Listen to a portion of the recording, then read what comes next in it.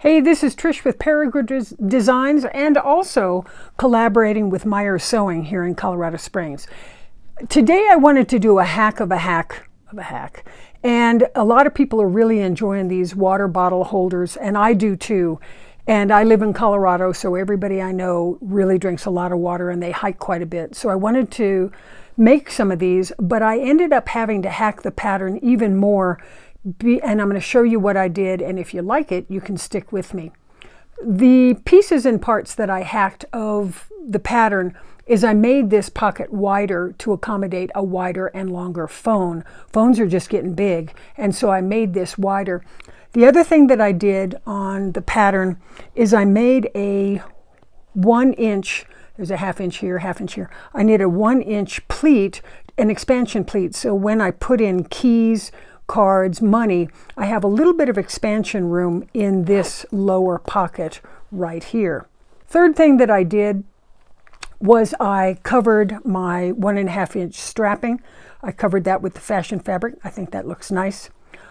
Fourth thing that I did was on the hacks that I've seen, what they do is they cut the lining, the blue, they cut the lining and the fashion fabric, they cut those separately, and then they put them together. My problem with that is all the time, there's more often than not, you're going to have a small disconnect between the size of this pattern right in here, these two pieces right here, and the size of the lining. You're going to have a disconnect. And when you have a disconnect, you're going to have a hard time getting this thing to fill in nicely. So what I do is I create the entire pattern out of my fashion fabric. I use that as a template, lay it down on the lining and the foam, and then when I do sew them together, there's never a disconnect with angle, and there's never a disconnect with sizing. So I really like that.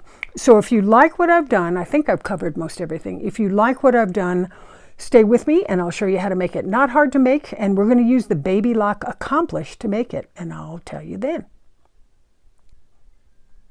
Before we get started, let me tell you, I am in collaboration with Nick at Myers Sewing. They've been in Colorado Springs since 1952, and they've just been a real mainstay for all of us sewers. If you see something in the show that you like, or you like some of the product, like you say, hey, I want a pair of Ginger serrated. You really do want these. These are awesome. I want a pair of nice scissors. If you contact Nick, you can call him 719-596-1165. And he will be more than happy to try to score you what you want. If you're interested in anything else, regardless, there's a 10% discount and free shipping. If you go online and you want to play online, it's myersewing.com/Peregrine Designs, and that'll hook you up with the 10% discount. Worth looking at. I mean, you're always looking for a good deal, so this is worth looking at. Let's go through with exactly what you're going to need to do now and where you're going to need to start this. Okay, to start this adventure, you're going to need to buy the original pattern. And the original pattern is Linds, L-I-N-D-S, handmade, and it's H2O to go sling. And you can also see her on YouTube. But let me show you what the pattern looks like. You PDF it and you download it, but here is what the pattern looks like, H2O to go sling. And you can see that you have a round area here. Sorry, got a little bit of glare. And it opens up. You can see how it opens up like this. A very nice pattern, but much more intense to make, but very, very nice. And I really liked it. I liked it, but I like the hacks as well, and I think the hacks are equally as competent as this. But you got to buy the pattern. Okay, so you buy the pattern, you PDF it, you download it, and you print it. You print what you need out. Then I want you to go to get the hack done, because you're going to eventually wind up with this. This is your pattern. This is your main body. This is your hacked pattern. And to where you get that hacked pattern is you're going to watch the H2O hacks. You know, her moniker is Sew Oside. She does a YouTube video, and she has 2 videos that I have seen particularly related to this, where not only does she show you how to hack the pattern, but she shows you how to put it together. You don't need to watch the put together, because we've been adapting this one, and I'm going to go ahead and play with this a little bit, but you really do want to get to Sew Oside and figure out how to hack this thing. Basically, she increased 2 inches at the bottom for the box corners, so that was a big deal, because we're going to box those corners and not have this round corner. So you got to buy the pattern, and then you got to hack it. And so you're going to go to sew side. Let me talk about the supplies that you're going to need. You're going to need Shapeflex 101. You can get it at Joann's, Walmart, all kinds of. Actually, I get a better deal on my Shapeflex. I'm sorry, I'm bouncing you around. I get a better deal on Shapeflex at Walmart because I can get online now, not in store, but online. I can do a 60-inch width of Shapeflex at 10 yards, which is equivalent to a 20-inch width at 30 yards at Joann's, and I can get it cheaper at Walmart. And if you buy 1 or 2 bolts, you get free shipping. So that's where I get my Shapeflex is Walmart. Hardware, you're going to need webbing because you got to make your strap. You're going to need 2 D-rings, 1-inch D-rings.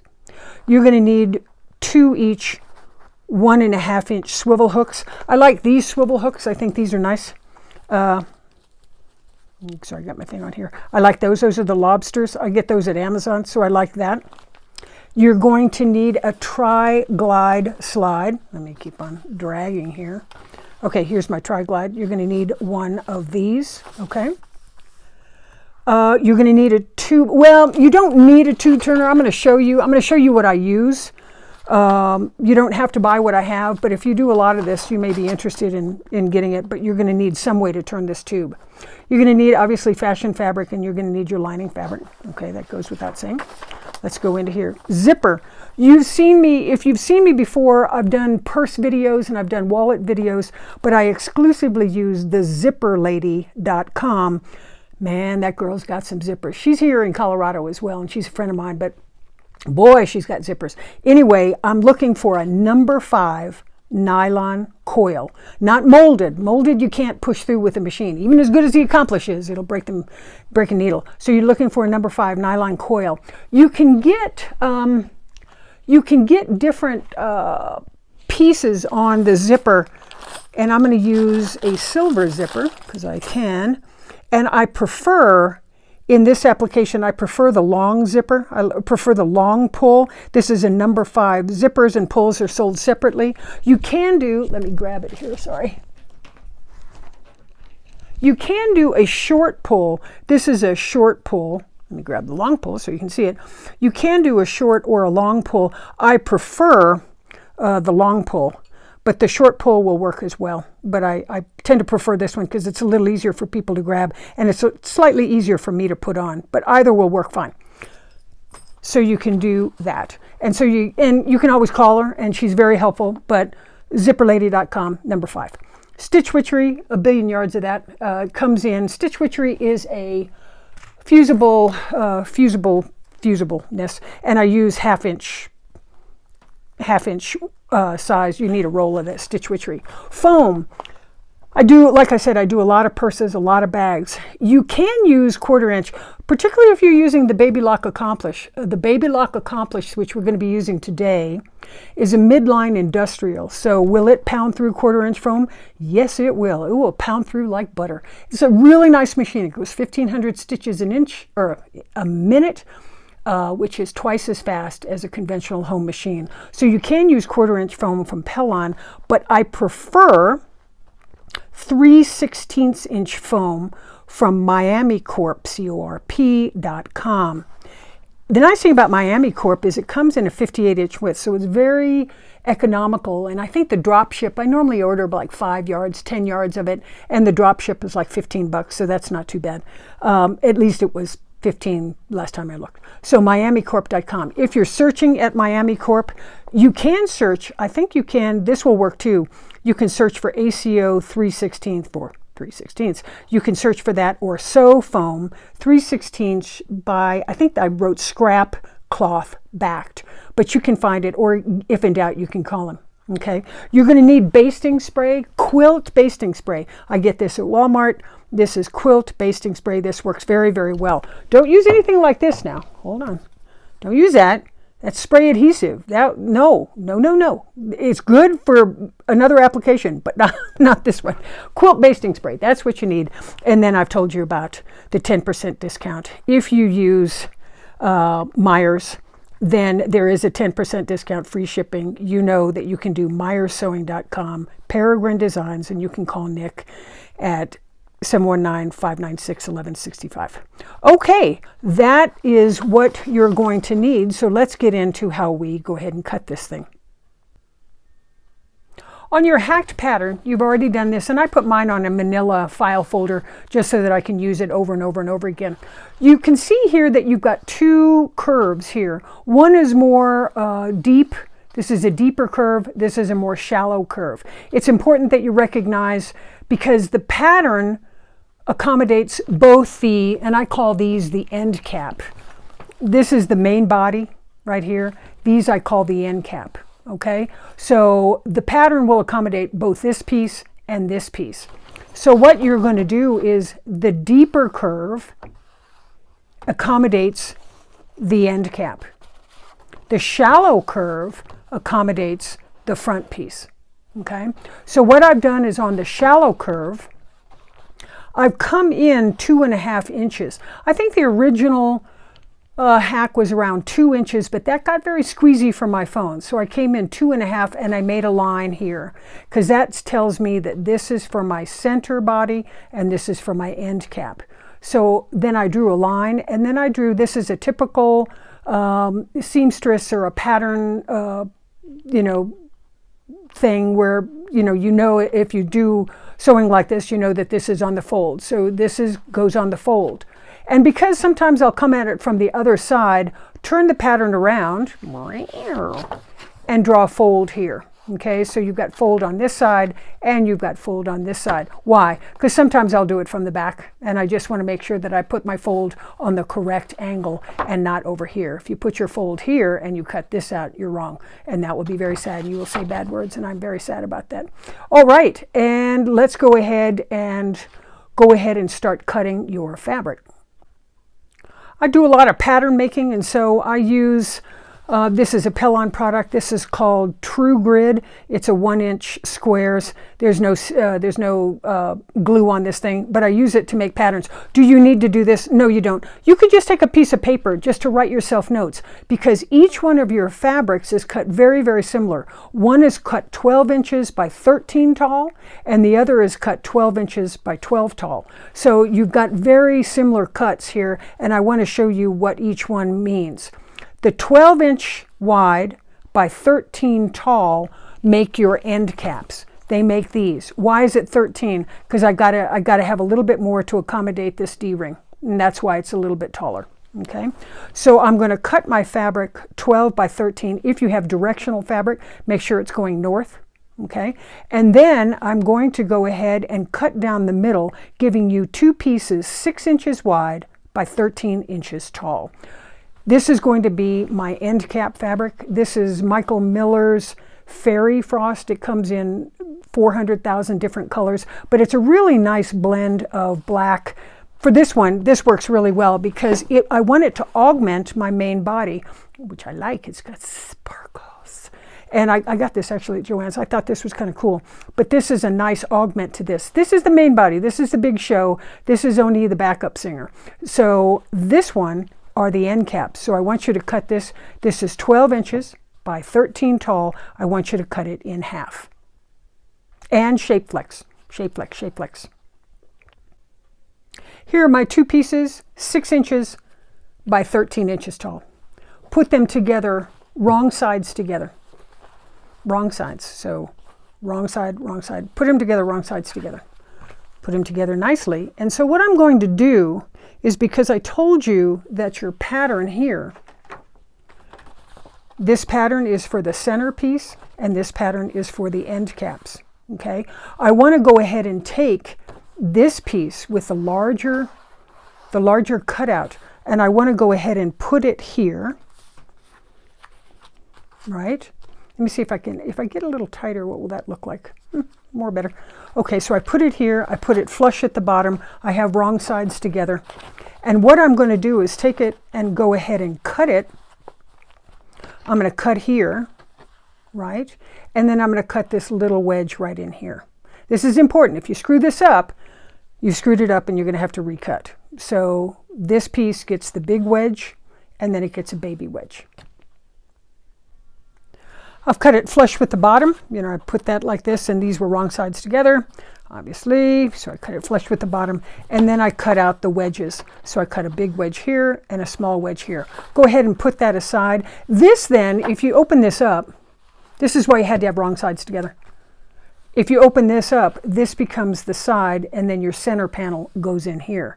So you have these little baby wedges right here, but your big wedges right here. Okay, now let's go ahead. We'll put this aside, and we'll go ahead and start to cut. The harder piece is your center piece with your pockets and zippers, so we'll go ahead and do that next. Now we're going to play with our pocket that has our zipper and everything else.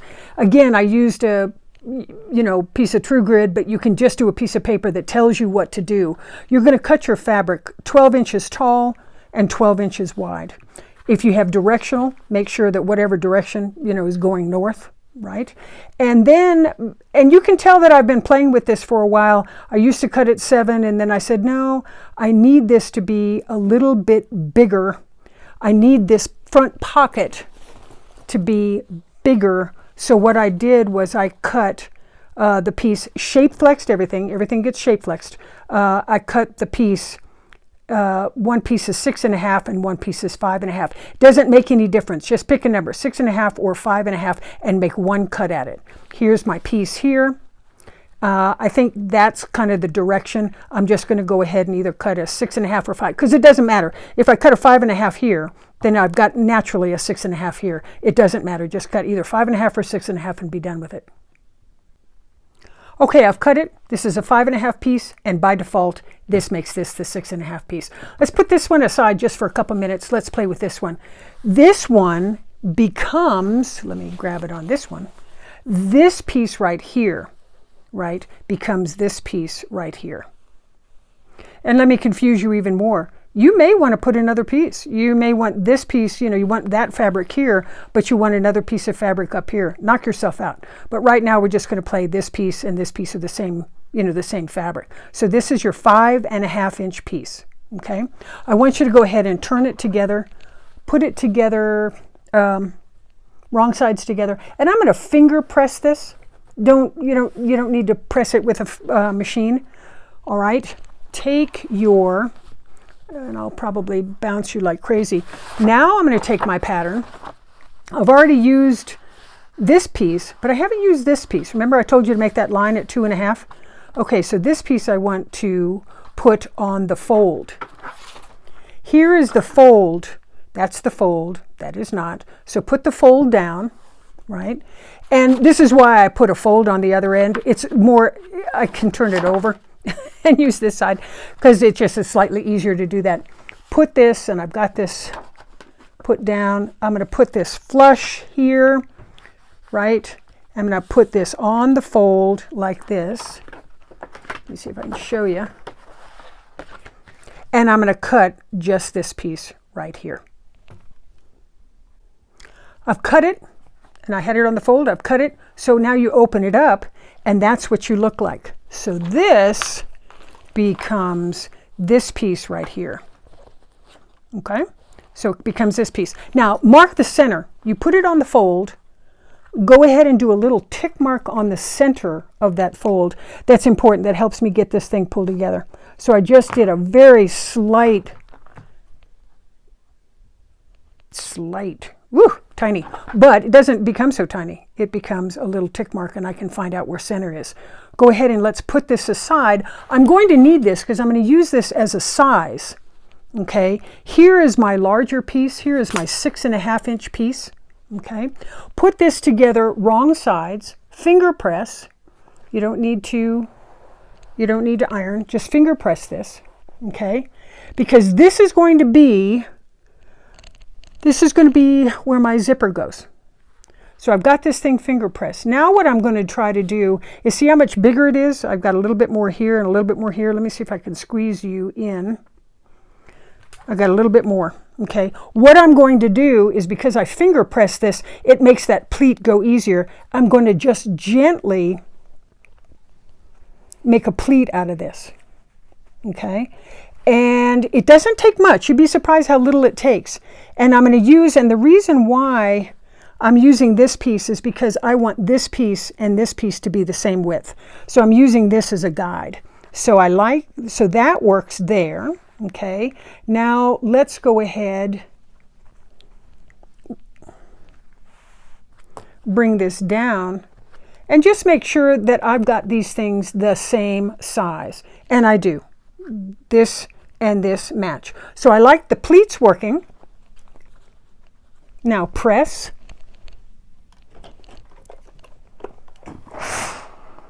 What you don't want is you don't want it smaller. You want it this size. This is my expansion pleat. Okay, so this is working. That works.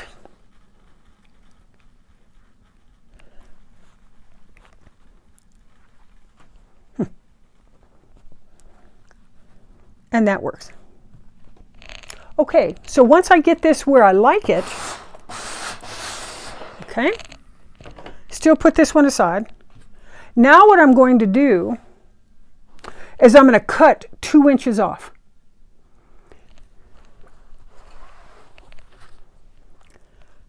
Cut it from whatever, you know, this is my, you can tell this is my selvage, so I'll cut it from the bottom.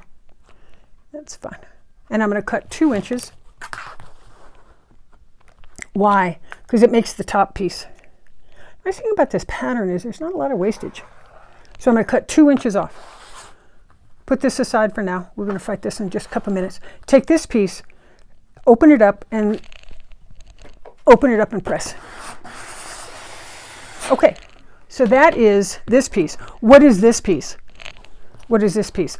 This piece is, sorry, this piece is this piece right here, okay? But I need to do a lining on this piece right here. See, so when you look at it, you turn it up, you got a lining. So I've got a lining here, okay? Does it have to be the same fashion lining as anything else? No, actually, because you just don't see the doggone thing. So I can make this almost any color lining because you just don't see it. You just don't see it, and you have to really hunt for it to see it. So I'll probably go ahead and do something fun like that. Well, let me see. Will that work? Yeah, see, that's going to work. Okay, so I'll probably do something fun like that. And now let's go ahead and start with Mr. Zipper. I think I'm going to do a black zipper with a silver pull. I think that'll look pretty nice.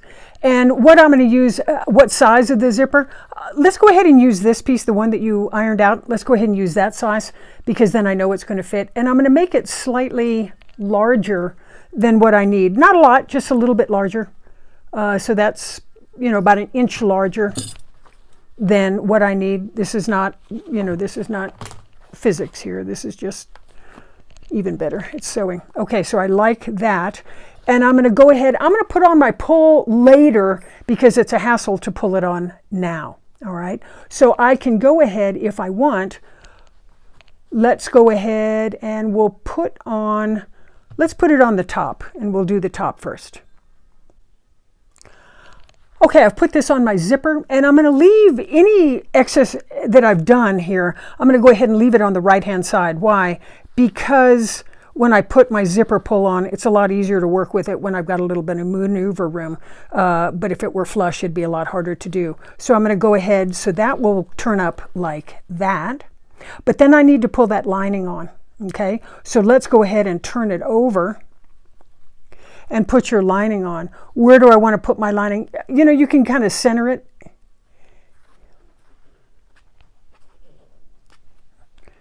Okay, center or kind of center.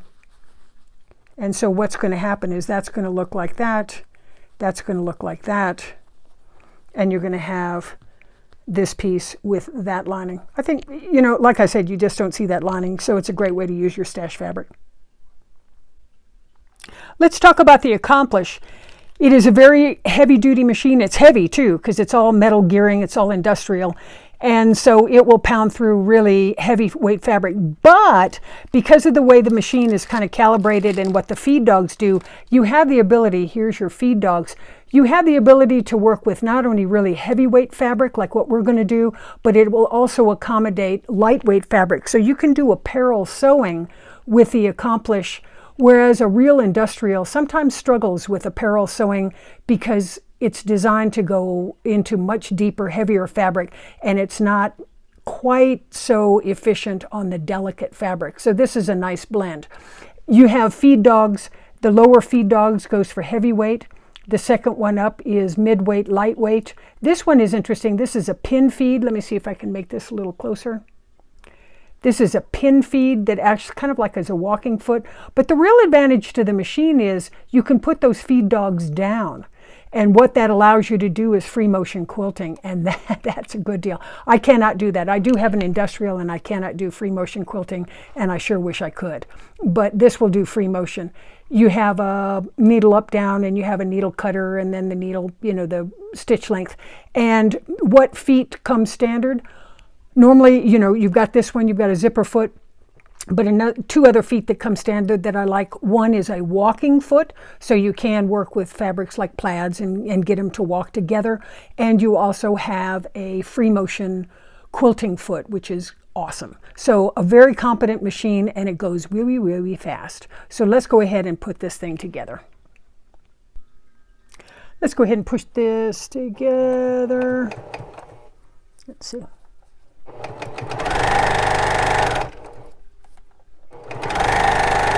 Okay.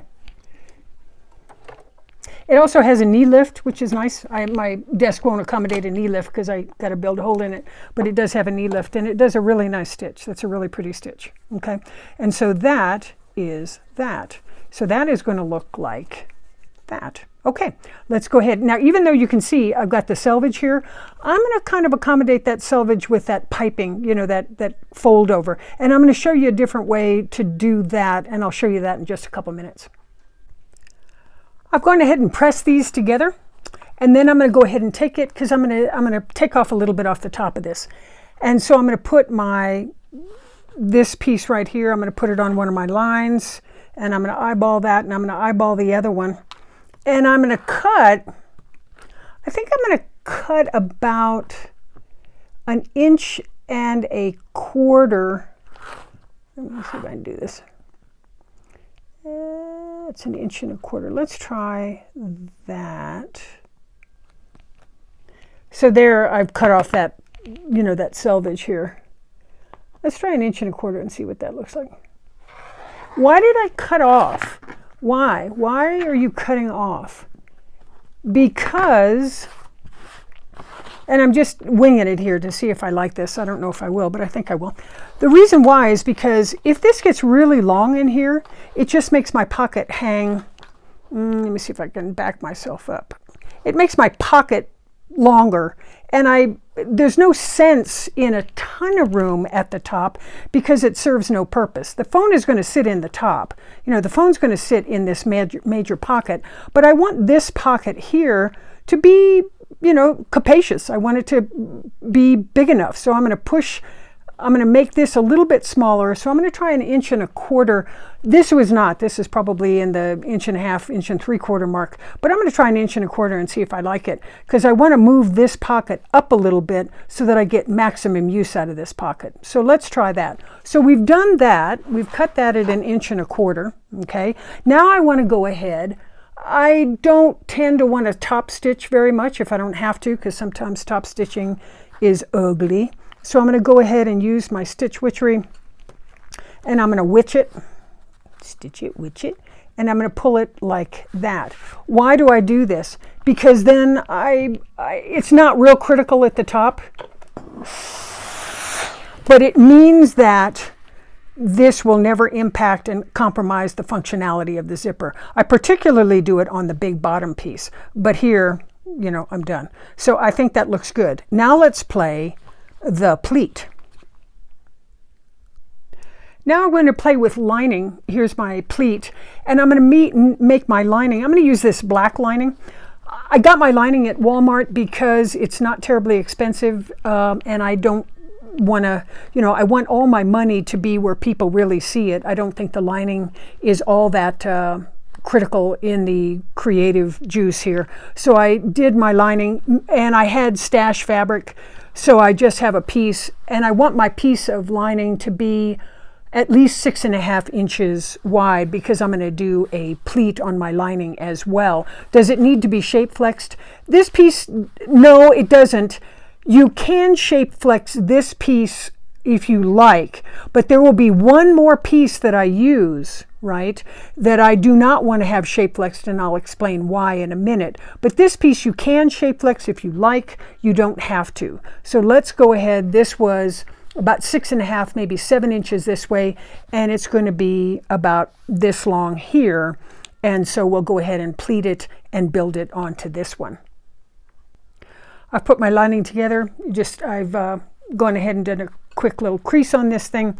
Now I'm going to build that lining to where it matches my fashion outside. If it's a little bit larger, that's okay.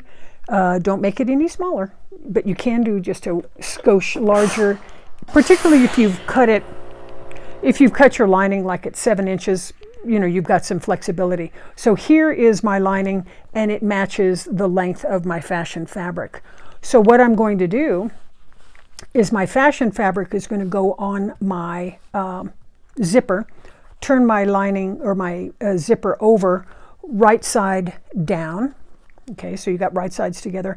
Line this up so that these, you know, don't do it like this because you're screwed up here. Let me zoom myself in a little bit.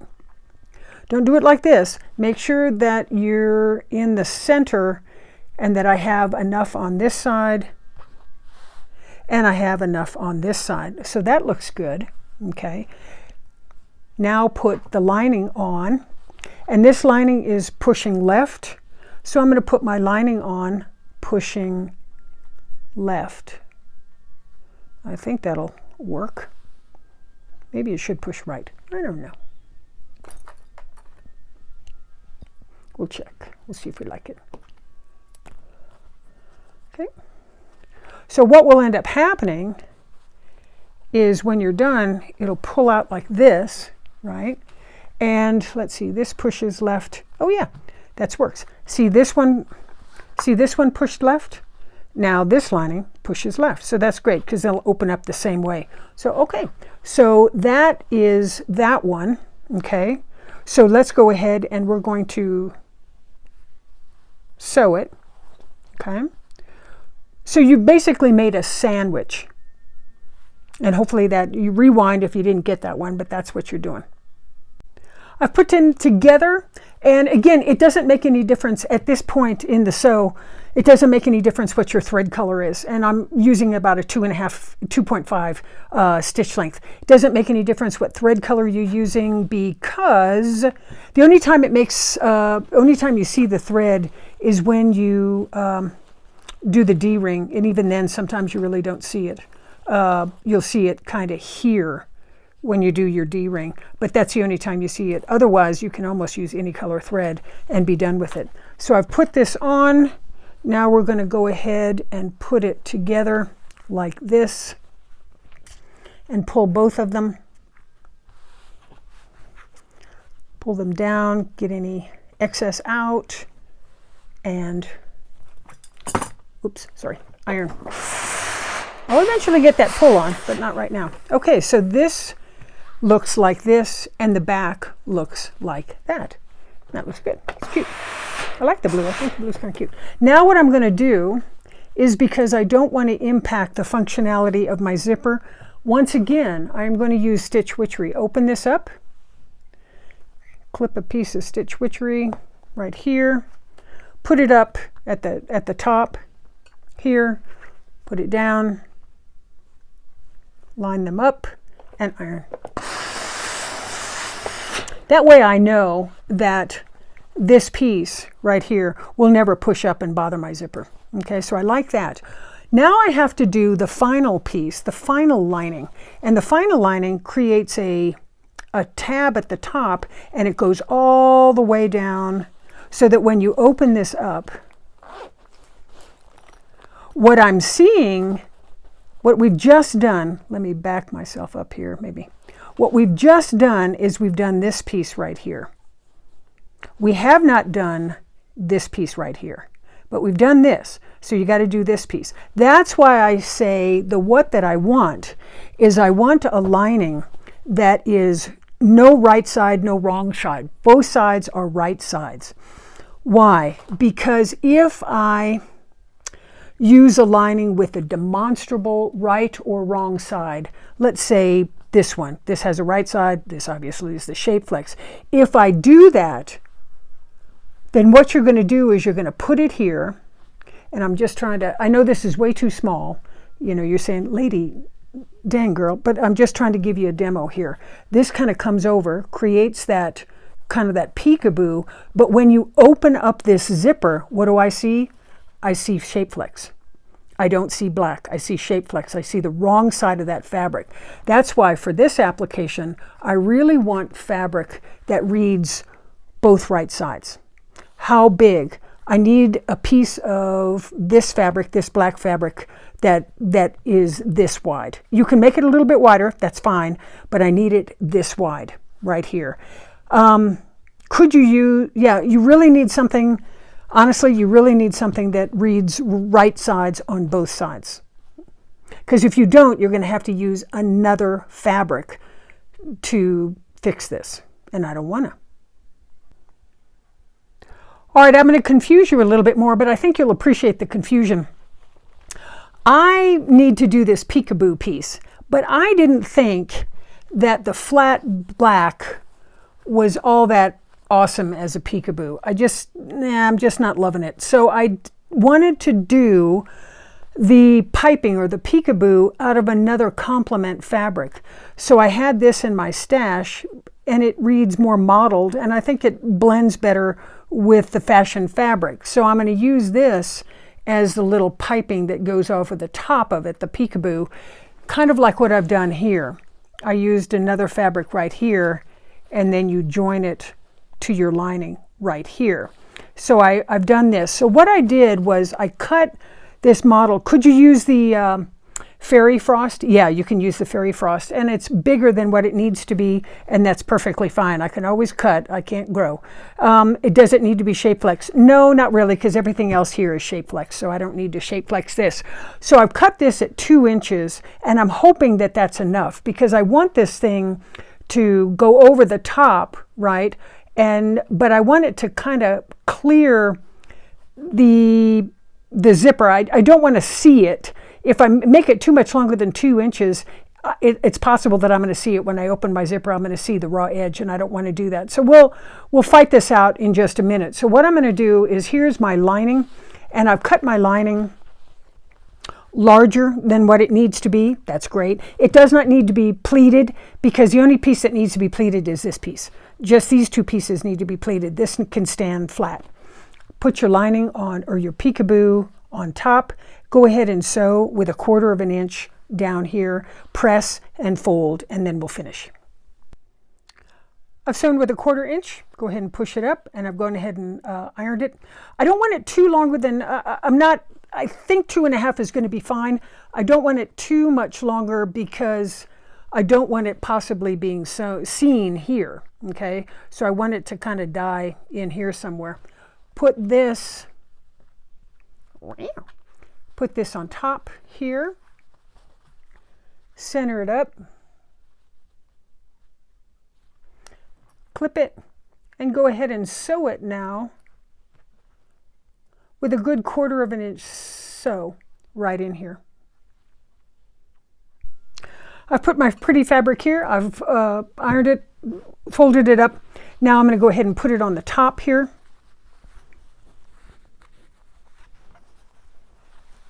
And go ahead and sew, and I've made sure that I've covered all my sizing here. Go ahead and sew 1/4 inch all the way across on the top. Bring it back and we'll press. I've gone ahead and put my topper on, and I've sewn this together, and then I've sewn it to my pocket, or my piece here, fold it up, fold it over, press. And now I've got a cute little peekaboo that I think looks a little bit better. And the join of this all, right, is up high enough here where I don't think when you open it, it will be real visible. If you wanted to preclude that, we can see if you wanted to basically edge stitch or do a little bit in here. But let's see how this looks. But I think this is going to work nicely. I've folded it over and I've given myself something nice here. Let's go ahead and secure that edging here. You open it all the way up. Here's the corner. Put it here. And you can fold it down. Another option, and I'm still debating about this, but another option is, do I want to put another piece of stitch witchery right here? I could potentially edge stitch that right there, which wouldn't be bad. Or I could put a piece of stitch witchery in there. I haven't decided. And the reason why I'm debating about this is because when you open this up, right, I'm going to see this piece. That's fine. I'll see this piece. What I don't want to see is this piece right in here. I don't want to see that join. I want that join to die up in here somewhere. From here, I want it to be pure. So I haven't decided what I want to do. If I edge stitch this, I could edge stitch it, or I could stitch witchery it where she doesn't pull up. Let's try the stitch witchery and see if she doesn't pull up. So I've put one piece of stitch witchery on. The thing about stitch witchery is if you come at it with a steamy iron, you can generally pull it apart. You know, it'll get kind of gluey and you can pull it apart. Let me see what that's going to look like.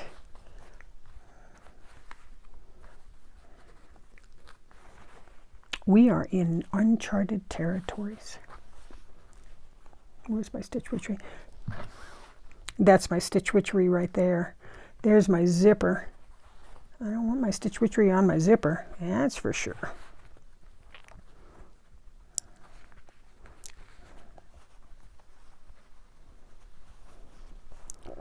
I'm going to shove that up in there.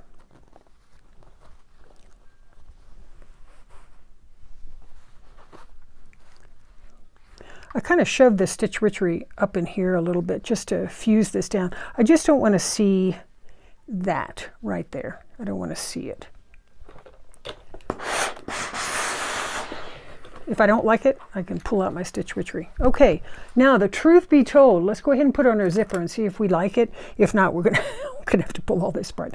Okay, the reason why I made you give me a little bit extra room on this side, you can tell this is all working nicely. These are all on top of each other. This is a little bit large. I like it. That's fine. So let's go ahead and put your zipper on, okay? The way you put your zipper on, and you need to do this a bunch of times just so you can get comfortable. Open it up just a little bit, okay? I want you to cut just a little bitty wedge out, so about 1/4 of an inch, just the teeth. Just the teeth, okay? So here is my wedge. Right? So let me push myself in closer. I'm going to push myself in. Ooh, wow, that is close. Okay, now let's put on our pull. Here's our pull. Teardrop going down. Here's my teardrop. Here's my teardrop. Teardrop going down. Put it on the left-hand side. Put it flush to the top. Okay, so it's the left-hand side. Teardrop has to be going down or it won't work. Then you keep on ripping it open a little bit and put the right side in. It goes in at an angle. And then you can go ahead and pull it. And you may have to jingle with it a couple times. Yeah, there we go. And you can see I'm kind of off here. Let me see how off I am and see if I can accommodate that if I need to do it again. Back myself up. Okay. So that was that. Since this was larger, I can accommodate problems in my zipper because these two pieces are marrying up together. And this piece I cut larger, so I am good to go. All right, so I like that. So when I open it up, this is what the fashion is. When I open it up, what do you see? I see fashion lining here. I see fashion lining here. What do I see up here? Not much, just a little bit of blue, but that's okay because what I've done is I've fused down, let me 3 myself here. I've fused down this piece here. You can see where I fused that down. I don't want to see this piece right here. I think that looks pretty good. What you've done is now you've got a pretty piping on the top and everything, but I think that actually looks pretty good. So when you open it up, let me put myself on Zoomology. There's a zoomer. What I've done is I've cleared this piece right here. Okay, so this piece I've only cut at a 2-inch. I've only cut this one 2 inches, and that clears. And then you see my shape flex right here, or my stitch witchery here. You could I go ahead and stitch in the ditch? You know, you probably could. I can't understand why that wouldn't work. You could do that, and then honestly, you know, that would be perfectly fine, but I think stitch witchery works as well. So I'm going to go ahead and leave that alone. So this piece is, sorry, now let me back myself up. This piece is done. Okay. Now what we're going to do is we're going to merge this piece to this piece. And how we do that is come down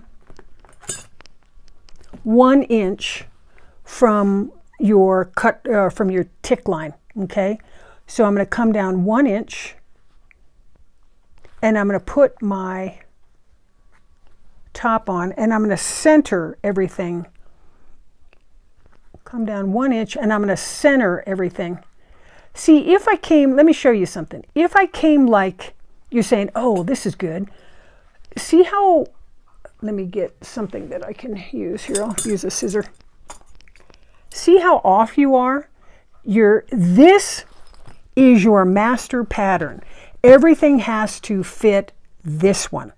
Okay, you've got a lot of extra pieces here, but it all has to fit on this one. This is your master. So what you're looking for is come down 1 inch, but I do need this piece here to line up with this piece here. So you can do this, and you can kind of pull it over so that I know I'm flush here, and by default I am flush here. All right, don't mess that up, because if you mess it up, you got to rip it out. But that's okay. But now I'm flush. So what I'm going to do is come down 1 inch, and I'm going to put clips on. This is flush here, so that's looking good. Now I want to make sure that the bottom is flush. So here is this is my pattern piece here. And this is my main piece here. So what I do is I just kind of eyeball it. I've got a little bit of game here. I can see this piece here, and I can see this piece here. Let me zoom in a little bit. Yeah. I can see this piece here is lying pretty flush. And if you do this dance here, see how this piece is lining flush with this piece. Okay, I like that. Go ahead and clip that. And you'll clip the other side. Now when you sew this, because I'm going to base this down, let's see what that looks like.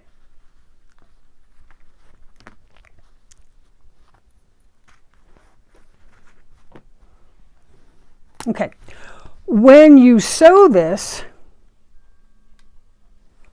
I'm going to sew it from, well, move that, you don't want to hit it. Turn it over. Because this is my master, she's kind of looking a little cattywampus, so I'm going to have to go fix that, at least kind of fix it. I'm going to sew it from this side. Why? This is my master pattern. So I'm going to go ahead and sew very, very tight. I mean like 1/8 of an inch, really, really tight. And I'm going to sew down both lines, and I'm going to sew across the bottom. But let me figure this out. This is kind of looking a little like this, and I need it to look like this. I've come with a basting stitch, and you can see that I really basted tight here. Boy, that's 1/16 of an inch, and I came down, turned it, and I came all the way back up. And I'm doing it from the back. Why? This is my master pattern. You know, you get real flummoxed, but this is my master. Make sure and move your zipper pull out of the way. You don't want to hit that. And then I turn it over, and I want to take a look. Did I catch everything? I caught most everything. You can see, I'm going to zoom in here. Did I get it? Okay. Alrighty. So I've caught everything. I caught everything on this side. You can kind of see that light brown fabric. On this side, I didn't catch everything. I'm slightly off. You can see that I'm slightly off, but that's okay, because what's my seam allowance when I go final on this? A good solid 1/4 of an inch. So I know that even though I may not have caught it completely on one side, I am so close that I know a 1/4 of an inch will catch it all. So I like that. So what I'm going to do, turn it over and go ahead and cut all this off, cut all the excess off. I've cut my excess off. So here is my excess, and so now that's looking pretty good. And I have extra fabric, and you've got this fabric right here because this got cut off. What do I do with this? This is for your D-rings. What can you do with your black? Your black can be this is too small, I wouldn't, that probably, but this could be another lining for another pieces up here. Does that make sense? So a lot of this, I reuse a lot of this because I'll use it for my next project and I'll put it up in here. So that's fine. So I'll put that away. This one here, I'm going to go ahead and let's iron it open. Okay, and then now this one here is made into your D-rings. So get your 1-inch D-rings. You'll need 2 1-inch D-rings. Okay, and I'm going to go ahead and just gently fold in just a little bit because I don't have a lot. Okay, just to finish it. Put it up 1 inch. Let's get 1 inch here. Let me see if I've got, if I can I zoom? Let me zoom again. Okay, so I'm going to go ahead and fold it, and I'm going to make this 1 inch. And that's dangerously close to 1 inch, actually.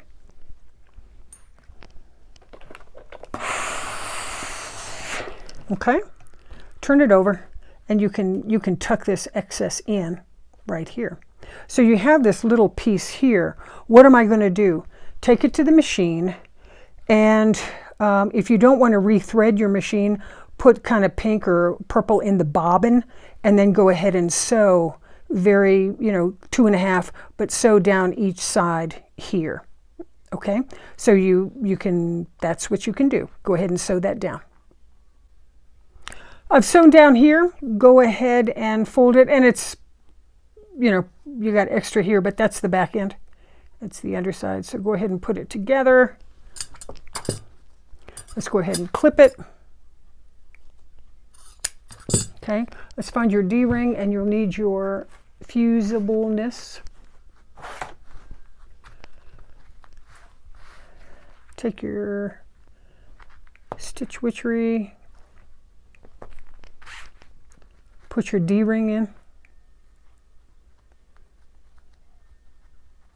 And the reason why I do this is because I don't want to run into a problem where when I'm doing it, I accidentally do something like that. The stitch witchery will help keep it on top of each other.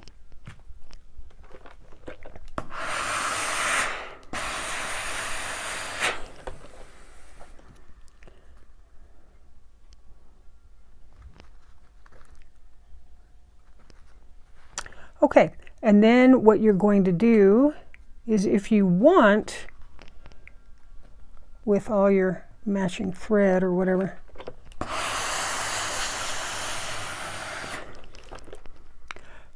but see, what you've done is, even though you had those raw edges on the inside, those are pretty well fused in, and you don't see a lot of your D-ring. So there's very little D-ring to be seen. And it just, the stitch witchery just isn't letting it go anywhere too much. You can, if you wanted, you could go ahead and take it to the machine and go ahead and sew a line right down in here. Not critical, but you could do it if you wanted, and you can. So those are your D-rings. I go ahead and clip them, and I put them aside and wait until I need to put them on. This is done, as you can tell. Now reach back and find your fairy frost that we made here. Okay, let me back myself up a little bit. This is my fairy frost. Now you're kind of seeing what I'm doing here. Go ahead and take this piece, right sides together, and you can tell your very shallow piece is the center, coordinates with the center. Your bigger cuts here are on the outside. Okay, it's not the other way around. Go ahead and put them together here. Get the bottoms flush with each other. and clip. Do it on the other side and clip. Now, when I sew this, let's see. When I sew this, I'm going to sew it now once again like we did before. So that's what that looks like. This is the panel that I use to make my lining. When I sew these together, I don't sew here. Turn it over. I need that sew line. I need this line right here, because this line I know, and I'm going to come in, and I'll use a friction here to show you. I'm going to come in a good 1/4 of an inch. You know, I'm going to sew all, 1/4 of an inch all the way down. I'll put my foot, let me get closer. I'll put my foot on this line here, and that will give me a 1/4 of an inch on this line. Go ahead and sew up all your pieces and parts, okay? And then come back. I've sewn my center panel on, and you can tell this is where I had my original sew line, but I knew that if I came over a good solid 1/4 of an inch, I was going to catch any raw edge. And so I did that. You normally will start on the bottom of this one because it's easier. You're going to sew up from the bottom and you're going to come off the top. On this one, I can't, kind of start from the bottom. I have to start this one from the top. So I'll basically eyeball it. I know that my sew line was right there. Let me go ahead and zoom in. I know my sew line was right there. Right there, it is. And then I came in and I started at the top and I just eyeballed it. And here's my sew line, and I just eyeballed from here to here. And then I just sewed down a 1/4 of an inch. 2.5 stitch length is fine. Okay, so this is your panel. Do you need to top stitch this? No, there's no particular need. You can if you like, but I don't find that there's a big need. Do I shape flex it? Or do I stitch witchery it? No, I don't do that either. So I just iron it down. And so a lot of times what I'll do is I'll do a lot of assembly line sewing, and I'll have multiples of these. I'll have multiple of these built up. You can now close your zipper, but that's pretty good looking on the inside. I like that. Okay, that looks great. Now you're saying, well, what do you do with this little piece in here? These pieces in here will eventually get trued up. I will true this out. So I'm trying to show you. When I start to go cut, I'm going to cut like that. Let me get myself close. I'm going to go ahead and true that up so that it's a continuous circle, and I'll true that one up too. All right. Now what we're going to do is we're going to do the lining, and that's going to be interesting. This is where I'm different. I don't like to do my lining separately, because I guarantee you're not going to be the same. This is not going to be the same if you do it on the lining fabric. You're going to have a small disconnect, and you're going to be sad when you try to pull this thing together. So now let's go get our foam and our lining fabric. Here is my foam, and I have cut my foam. Remember, it comes in a 58, 60 inches long this way. So I'm going to go ahead and cut it where it accommodates this right here. I don't want a lot of wastage. There's no sense in cutting it too much larger. I've got it just slightly larger, 1/4 of an inch larger, but there's not a lot of wastage here, and I don't want to waste much. So go ahead and, I'm going to go ahead and cut this piece, and I'll go ahead and cut it close.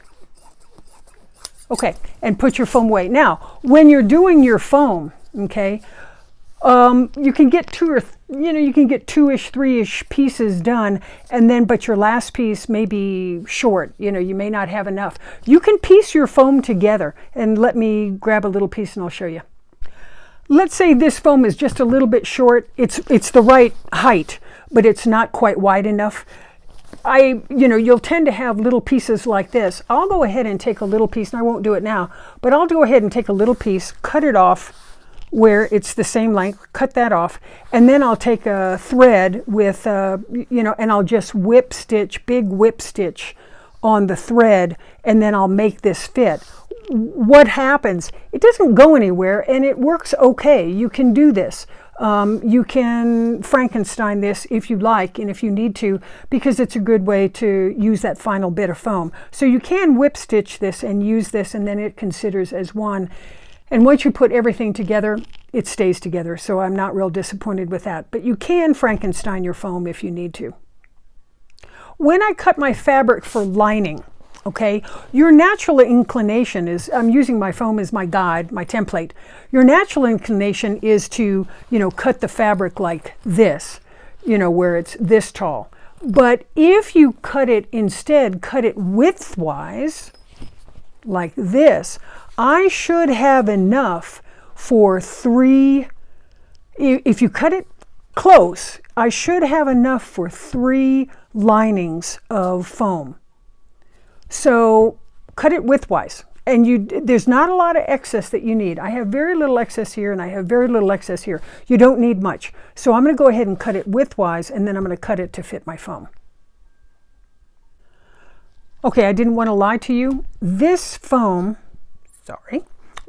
is reading 14 inches tall. Okay, this is this way, 14 inches.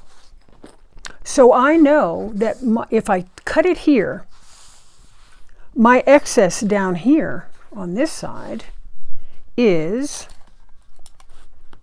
8 inches. So that gives me, that's my third piece. So I can get 3 linings out of one 14-inch run of lining. So good. So I'm going to go ahead and cut that. And then if I don't use it, I'll just go ahead and save it and I'll use it again. I've cut my black lining. This is my selvage, right? I'm going to put my selvage on the bottom. I don't want to contend with the selvage at the top of my bag. Okay, I'll put this selvage here and it'll be taken up. Put this obviously on top. This is your kind of your, I don't want to say your sticky side, but this has got more texture. This is a bit smoother. This will go through your machine a little bit easier, I think, because it's not quite so grippy. This is more grippy. Put your fabric on. I keep on bumping you. I'm sorry. Wait a minute. I want the selvage on the bottom. Okay, good. Now iron. You know where I'm going with this. Grab your basting spray. Okay. Put 2 clips in. Put a clip in the middle on this middle. And put another clip. Where are my clips? Put a clip on the bottom. Grab your basting spray. Turn it like this.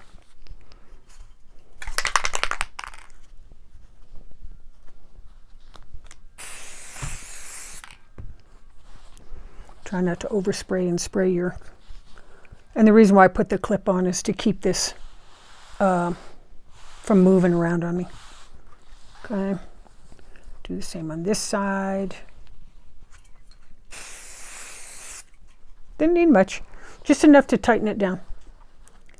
This is where I do it different, but you can tell, I think any of you who sew can say, oh yeah, she's not going to have a real big disconnect. Here's that selvage piece. I'm going to put that on the bottom.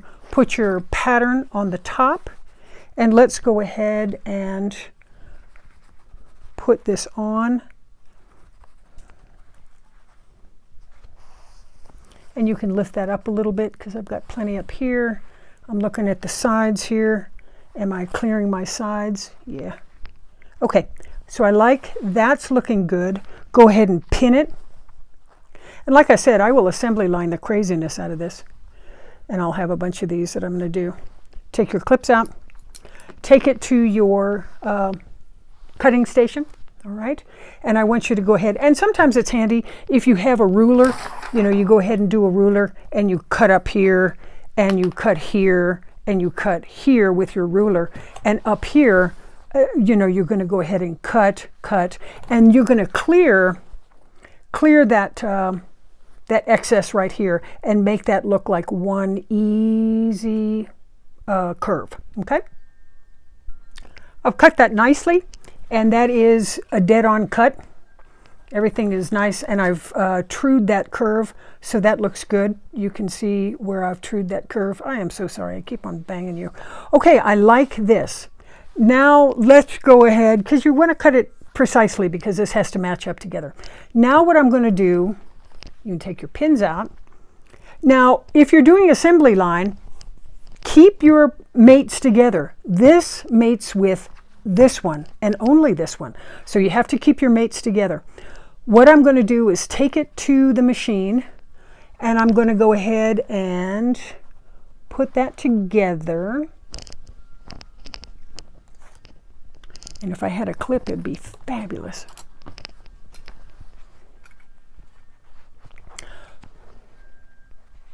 I'm going to go ahead and now sew 1/4 inch all the way down. 2.5 is fine. Thread immaterial, color thread immaterial. Go ahead and sew that. Okay. On this one, because I've basted it, it's pretty good. You could, if you wanted, you could put, you know, a pin in here just to make sure she doesn't shift, but it won't. This one, I'm going to go ahead and put my, let me go tight. Okay. I'm going to put my D-rings on. Okay.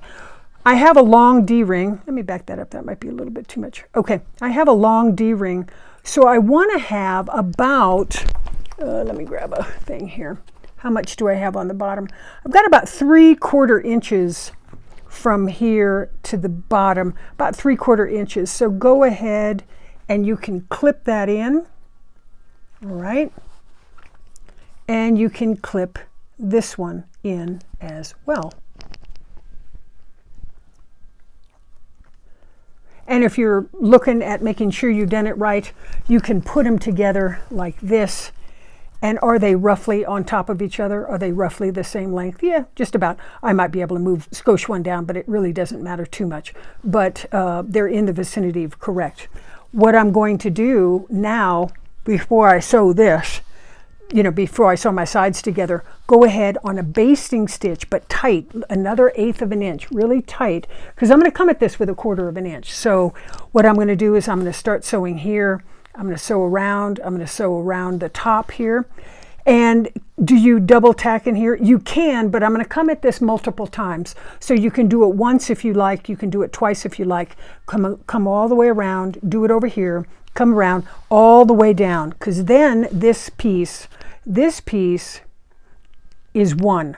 Okay, so go ahead and join that one and baste that one together. This one don't baste. This one goes at 2.5. I may have fibbed to you. When you sew this together, sew this with a 1/2 inch seam allowance. I need a half inch will work great. So sew this piece with 1/2 inch seam allowance, and you'll sew it at a regular 2.5.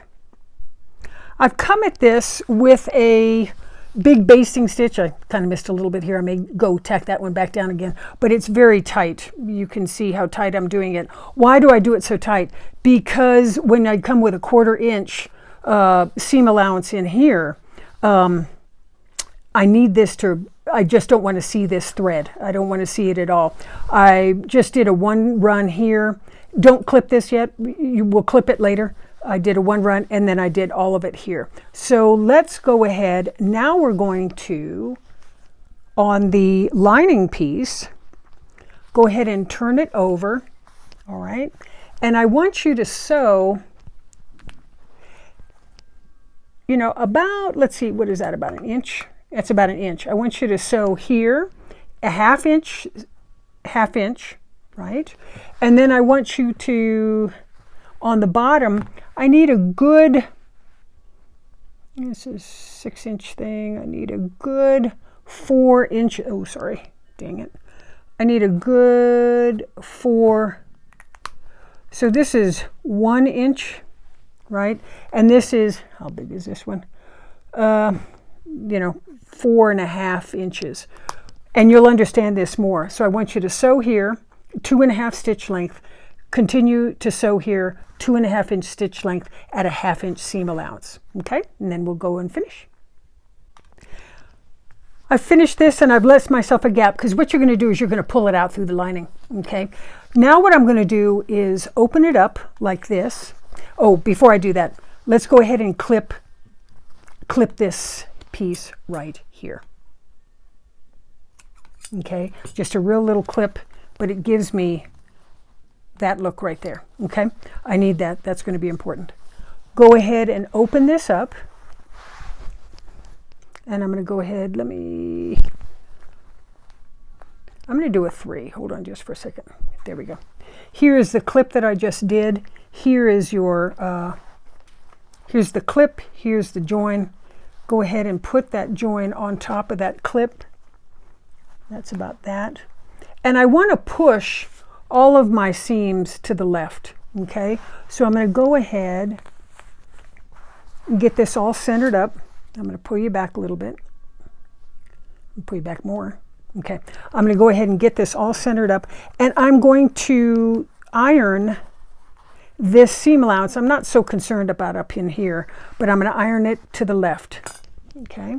So go ahead and iron to the left here, and let's iron to the left here, and that's on my center. Okay. Nice. Okay, now what we're going to do, and we're going to do the same, let's go ahead and do the same for this one. This is your fashion, okay? Here is your seam that I just did. This is your center, that's your center right there. Put it on center, and again, iron that seam to the left. When you iron on your line, on your fashion outside and everything, go ahead, you can iron down here and crease. Try not to iron up in here and crease these twos. Why? Because this is your side, and if you crease it really well, you're going to have a crease here of your side, and I've got to uniron that crease, and I don't want to. So the key is don't crease it to begin with. So I've creased here. Here's fine. Okay, go ahead and just crease the seam, not the edges, just the seam. Yeah, I'll do it off camera. Okay, but I've left these alone because I don't want to have to function. I don't have to fight with it. All right, now what we're going to do is, when you looked at Sew Side, okay, she told you how to build the box corner. The lining is a bigger box than the outside because the lining by default is not going to be quite as large as the outside, or, you know, so I've got to have a bigger lining. So here's my box corner for my lining, and I did this out of file folder. This is my box corner for lining. It's 2 inches high here, and it's 1.75, 1 3/4 inches wide. That's for the lining. For the main body, it's 1 3/4 inches high and 1.5 inches wide. So you've got main body and you've got lining. Here's the lining piece. That's my lining. Go ahead and put it on, and I up it. I'm going to put, okay, I up it about 1/4 inch here. Okay, why? I'm just trying to accommodate the wonkiness that I may have in my bottom. So I'll up it about 1/4 inch. Put it on the right hand, put it here where the corner is. Use a friction or something, and I'm just going to mark that right there. Do the same on the other side. Bring it up about 1/4 inch and mark the corner. Okay, that's the lining. Now do the same thing with the main body. Here's my main body, up at about 1/4 inch, and just do this. Why just that? Because it's not hard to scissor this. You know, it's just not that tough to scissor it. I don't need to box the whole thing in. It's fine. So this is my main body. Okay, so now, oh, dang it. Go ahead and let's cut this. I can eyeball this. This is why I say I just do this much. Okay. Nice thing about a serrated scissor is it doesn't push the fabric along. It grabs it and and it doesn't push it along. It is, you know, you never know how remarkable a scissor is, but girl, it's remarkable. It makes a huge difference. I can't do this with another scissor. I can't do that with any other scissor. Even my good Kais, I can't. It's got to be a serrated scissor. So call Nick and tell me what a serrated scissor. It really is weird. You never thought a scissor would make so much of a difference, but it does. Okay, so that piece is done. You can put a, you know, just to hold it together, but it's not going anywhere. Do the same on your lining. Here, here,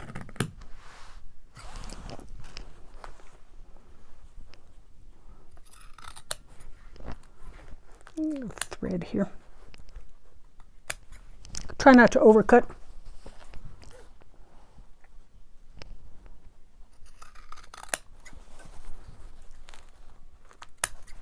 Okay, so now you have your two pieces, and they have both been ironed to the left.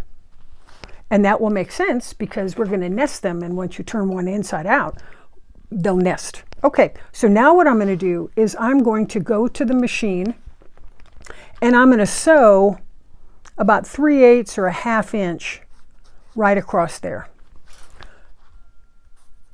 1/2 inch, 3/8 is fine. Okay, I'm going to sew on both of these, and I'll be right back. Okay, I've sewn this at 3/8 or 1/2 inch, somewhere in the vicinity of that is going to be fine. So let's go ahead and pull these together. Take your box here, open it, right?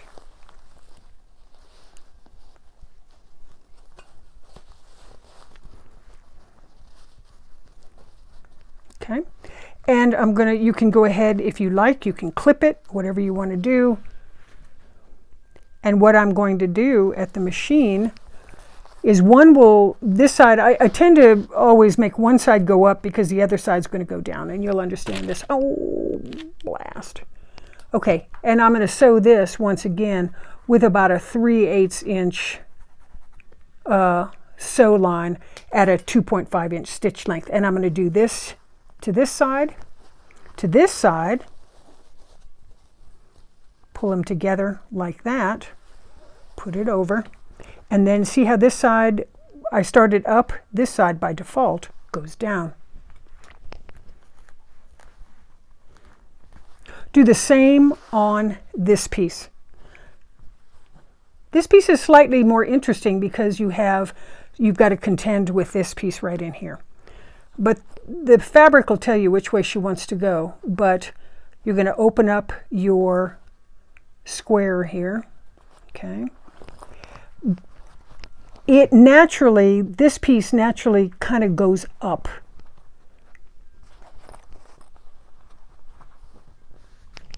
So you can go ahead and clip it if you like, or sometimes I just do it, you know, because I'm doing it with you, I'd probably do it this way.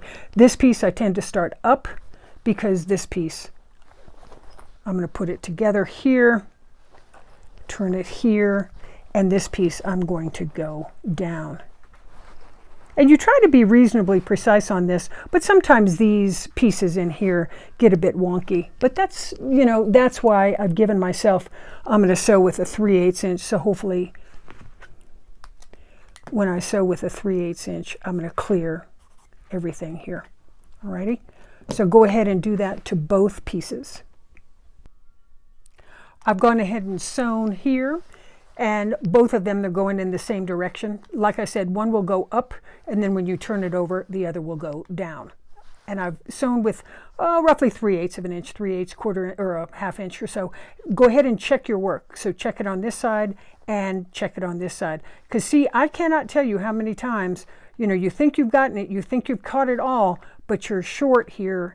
You really need to make sure that you've caught it all, that everything is controlled, because if not, you've got to rip it out, you've got to bring it out of the bag, and you've got to rip it. So that looks good, and that looks good. This is slightly, you know, slightly, but that's okay. I've caught it all. I like it. Check with this one. This one gets a bit more interesting because you have to contend with this piece right here. But as you notice, as I open it up, this piece here naturally folds in the direction that you need it to fold. So I've sewn it here. I'm going to check it on this side. That looks good. I've caught it all. Let's check my other side. That looks good. Good. I have caught it all. Go ahead now and take your fashion. This is your fashion outside. I'll go ahead and open myself up.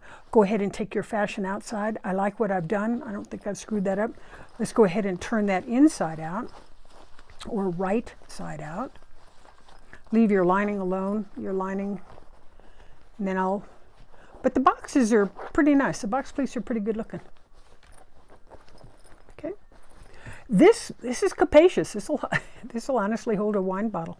And if you want to hike with me and bring a wine bottle, call me. I'll be hiking. Okay, I like it. That's good. That looks good. All right, now let's go ahead and put the lining.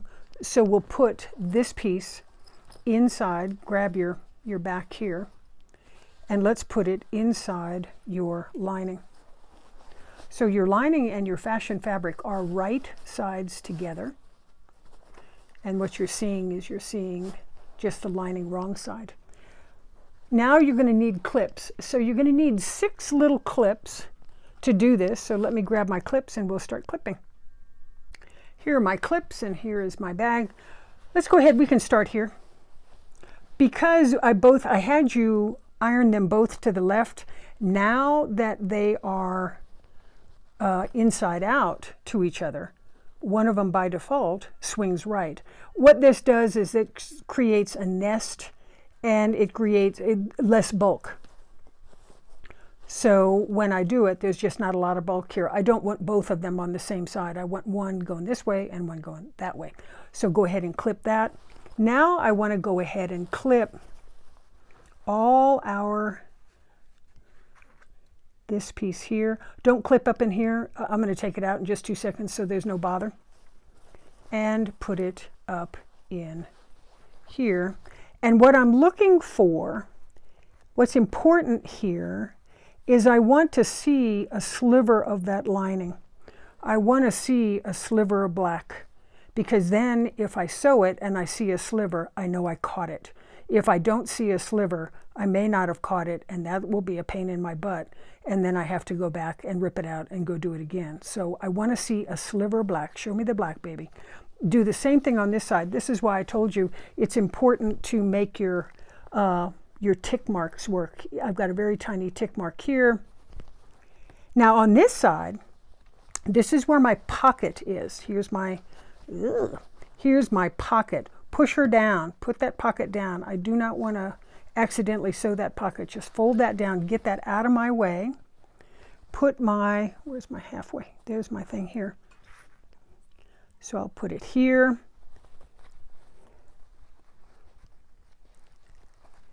Pull this down a little bit.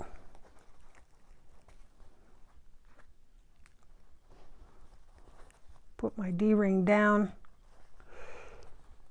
So what ends up happening is, this piece, let me show you. This piece here, you're sitting there, how do I do it? Just let it lie kind of flat and normal.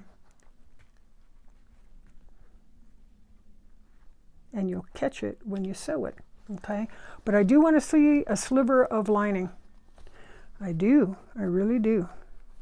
I do. And you can pull and push this out of the way. Okay, don't worry about the top yet. I will fight the top. So what I'm going to do is when I start sewing this, here's my D-ring. This is where I'm going to do multiple sews in here. This is only holding a water bottle, unless you're walking with a wine bottle, and then you need it, strength is good. But what I'm going to do is I'm going to start sewing about here. Here's my, let me see if I can, that's my D-ring here, right? I'm going to start sewing about here and then come in to 1/4 of an inch now and then continue the sew. Why did I do that? Why? And I'm going to do the same on this side. Why did I do that? because I'm tapering it in. I'm tapering this in. I'm going to miss my D-ring. You know, you better miss your D-ring, but I'm going to taper that in. Why? What does that make it look like? Makes it look good. You know, it makes it look where the D-ring and the lining are kind of flush.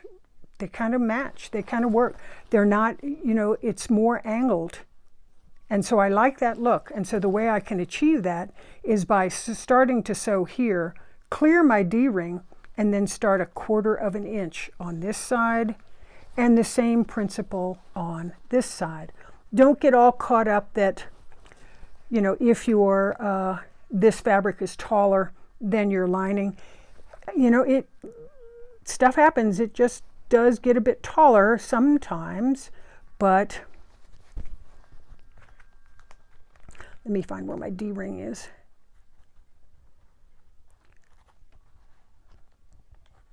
Yeah. And then I'm going to come up here and I'm going to sew about like that. I just want to clear that D-ring, but I want to taper this in. So with a 2.5 stitch length thread color in material.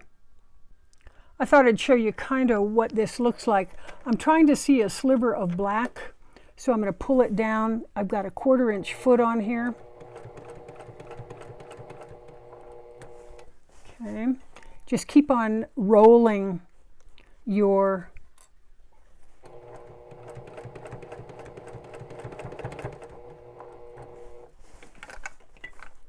you can see how I'm rolling it. Fabric, thread, get in there. Okay.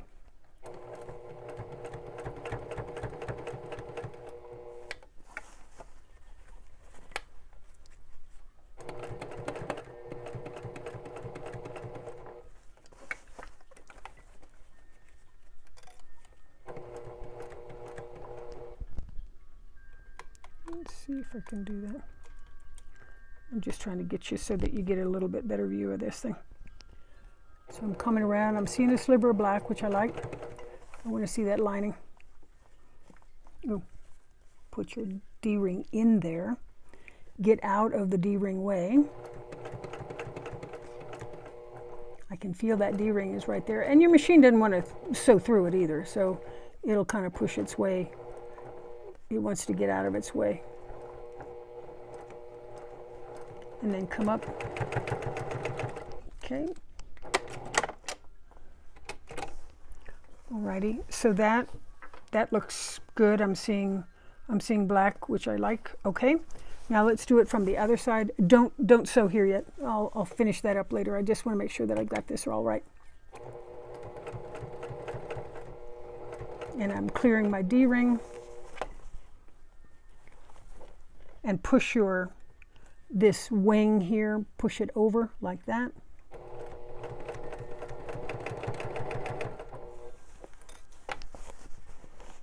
Pull this down a little bit just so that I can see that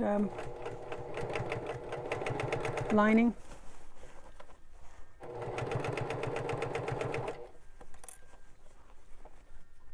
And my pocket, I can feel my pocket is right here. So get that pocket out of the way. Why do I know that? Because I have sewn my pocket and it made me mad and I was sad. Push your wing over here and clear your D-ring.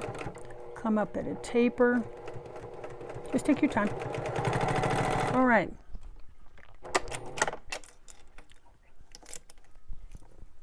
All right, so I like that. Let me snap that. Okay, so I like that. I think that worked. Can I see my lining? I'm going to go ahead and, nope. Yep. Can I see my lining? Yes, I can. Once you establish that you have caught all your lining, and I have, I like what I see. Make sure you caught all that lining. If you haven't caught that lining, go back and rip this out and catch that lining. But do catch that lining. And only 1/4 inch is necessary. I did 1/2 inch on the seam here, but 1/4 inch here. And then once I like it, because I'm seeing all my lining, now go ahead And let's go ahead and do your, your reinforce that D-ring. So here's the D-ring right here. All right, so I'm just going to come up a little bit, a quarter of an inch or a half inch or something like that. And I'm going to reinforce this a couple times. Sometimes machines, I don't know about this machine, but sometimes machines are not real fond of going backwards. They just don't like it.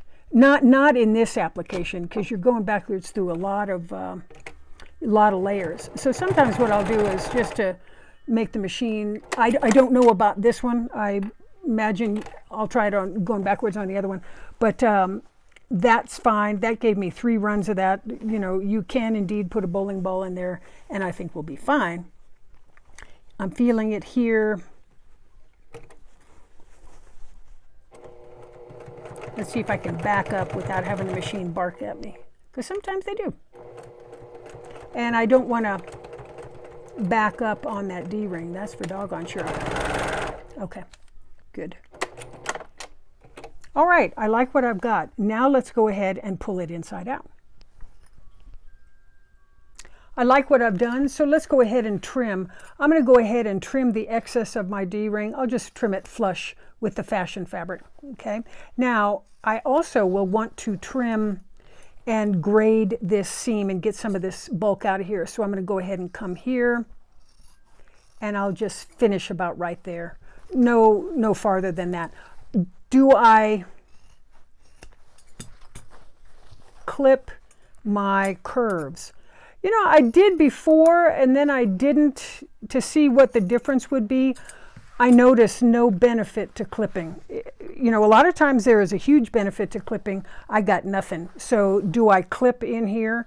No. I just, because I've got such a small seam allowance, a 1/4 inch just doesn't seem to warrant it. And I also don't want to compromise the seam. So go ahead and pull it out. Here is this piece. We're going to go ahead and pull it out, and we'll finish. Before you go final, make sure that you've checked all of your joins here. You've caught that seam. That's why I wanted to see the black. I wanted to see a sliver of black. Your D-ring is right here. You can pull these up. But because we tapered it in, that looks pretty good. I think that looks all right. And there's a lot less, there's just not a lot of bulk in there. That's debulked nicely. And you can pull it out here. Now, here, so I like what we've done. I think that looks good. How did that join go? That's pretty. That is, how we nested it where one went left, one went right. Okay, so now, and the reason why I told you to just come down about 1 inch here is because I need to give myself room to pull this out, but I do need to not get into potential where I have to join it, where I told you to come up at least 4 inches, and the reason why I wanted to clear that box. So here's I've cleared the box, and I've come 1 inch here. So I like that. Go ahead and fold that over. We did a 1/2 inch seam allowance, so you've got enough room here to play.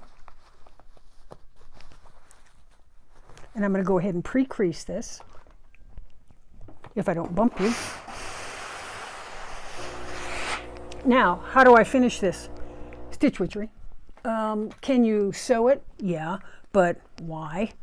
Why? Okay, why? Why wouldn't you sew that? Because if you take a look at the bag, that seam here is pushing together. It's not pulling, it's pushing. And because it's pushing together, there's very little stress. Move my tag out of the way. There's very little stress on that seam because it's not pulling, it's pushing. So I find that stitch witchery will work great because there isn't any seam, there isn't any stress. Put your stitch witchery in your hand like this, put it in, and then use your fingers and pull it all the way to the ends of your opening. Fold down any excess that you have. Get it out of your way. And go ahead and iron it. Now, if I'm doing assembly line on this, and I've got multiples of these, I'm going to go ahead and put this aside for just a few minutes to let it cool down.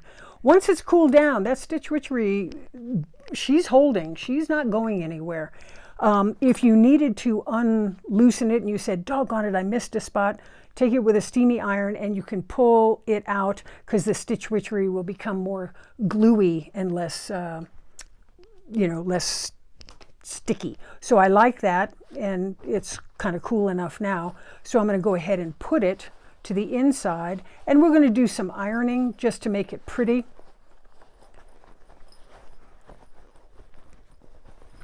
And we'll shove it and pull it and pull it and shove it and get this thing to sit on the inside here.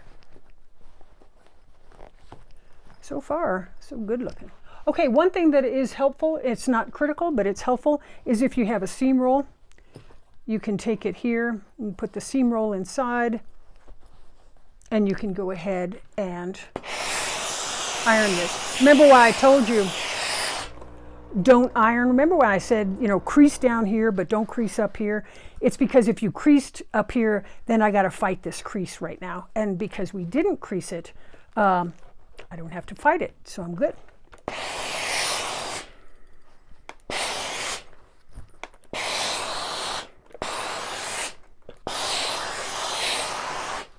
Okay, that's looking pretty delicious and nutritious. Okay, nice. I like it. I like it. Let me try to lift myself up a little bit so you can see it.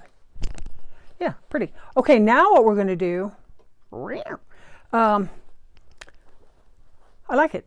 This is good. This means I've got a nice big pocket right in here. Remember when we cut this down a little bit and we cut it at 1 1/4 inches? That's good because then my pocket sits up a little bit higher and I like that. And it's all beautiful. Do I top stitch? No, I don't top stitch.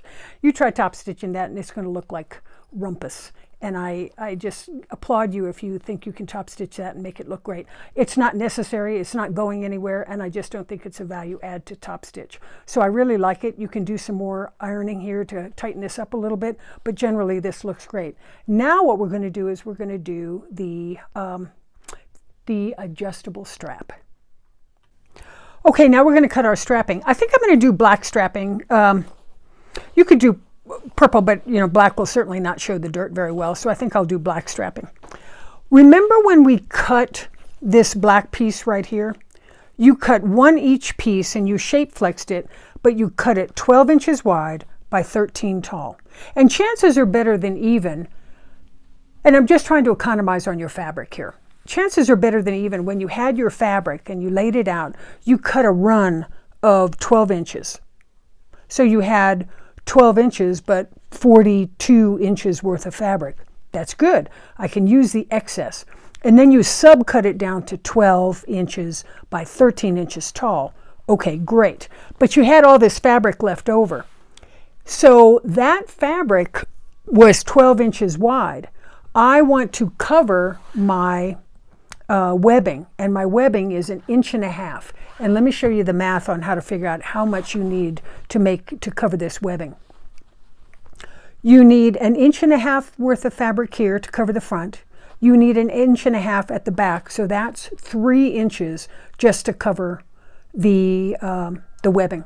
But I need seam allowance, and I'm going to use a 1/4 inch seam allowance. So a 1/4 inch on the top, 1/4 inch on the back, that's a 1/2 inch, so that's 3.5.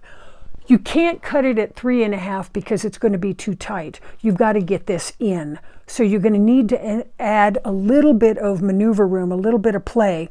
So you're going to add 1/4 inch. So you've got 1.5 on the front, 3 total, a 1/2 inch for your seam allowances, so that's 3.5, and 1/4 inch for play. So 3 3/4 will cover this binding, will cover this strapping. So here are your 3 3/4. This is the excess fabric that you had left over. You cut this piece 12 by 13, but then you had all this left over because you were using quilting cotton. So I'm going to use this to my advantage. This is about 30 inches long. That will give me a strap roughly 60 inches long. And that's pretty good. I can even go shorter because I'm not real tall. I'm 5'5", but that should be about right. If you were making it, let's say you're making it for your husband and he stands 6'6", okay, you may have to measure that out, and this you may need more than 60 inches, but generally 60 inches is going to do you. So I've cut this 3 3/4, okay, and I'm going to put it together, right sides together, and I'm going to go ahead and sew it, and then we're going to make it into a tube. I've sewn my raw edge together, 2.5 inch stitch length, and I've sewed it about 1/4 inch. It's not real critical. Go ahead and take it, and let's go ahead and we're going to iron it right sides together. So go ahead and iron all the way down. I've ironed it right sides together. Now what I'm going to do is take it to the machine, and we're going to sew a very precise 1/4 inch right on here. 2.5 is fine, maybe a 3, but we're going to sew a very precise 1/4 inch. This is where the Accomplish really shines. She is going to kick. At 1,500 stitches, she's going to be fun. So let's watch and see what she does. Okay, let's see what she does.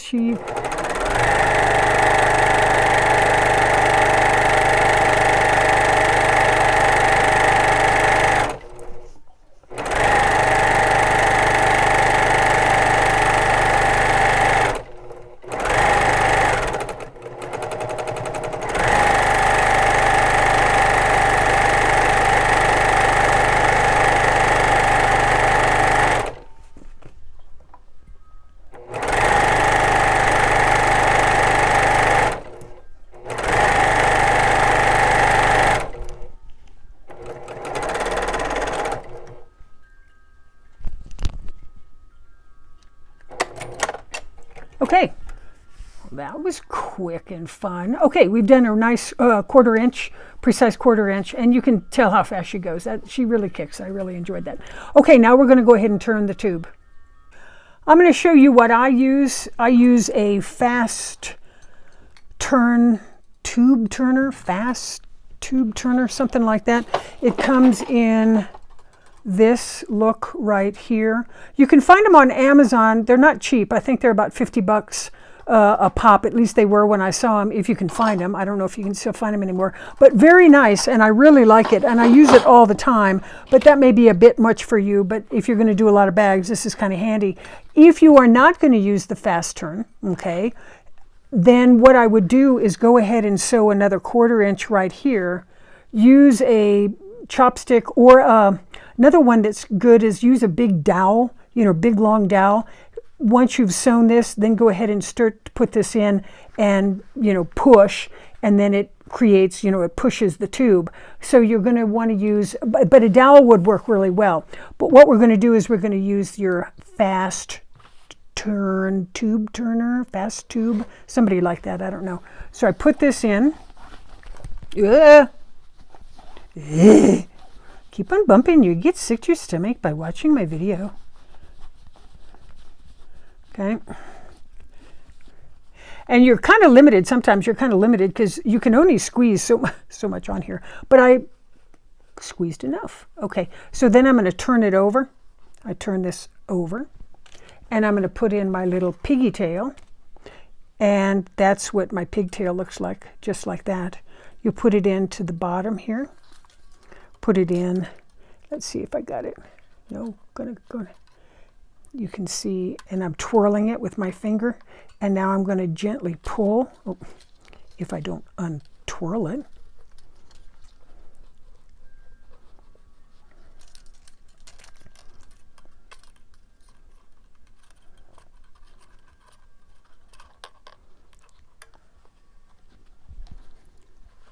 And you're going to pull just until you get to the bottom. Untwirl, lefty-loosey.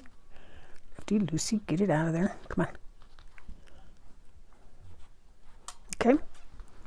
And then you're going to go ahead and pull it. Oh, God dang it. Man, I am so sorry. It just is the way it is. I need to get a better, I wouldn't mind a better stand. So that is that. Okay, now what I'm going to do is, let me get myself pulled together. I'm going to go ahead and put this in, but let's go ahead and measure this just to make sure we got enough. Oh, well, we have plenty, but I just want to make sure it's right. Put your, I'm just trying to size my strapping to my fabric. So I'm going to put it relatively flush, and then I'm just going to go ahead and size it. It'll be off because the fabric will stretch and grow, and your ribbing will not.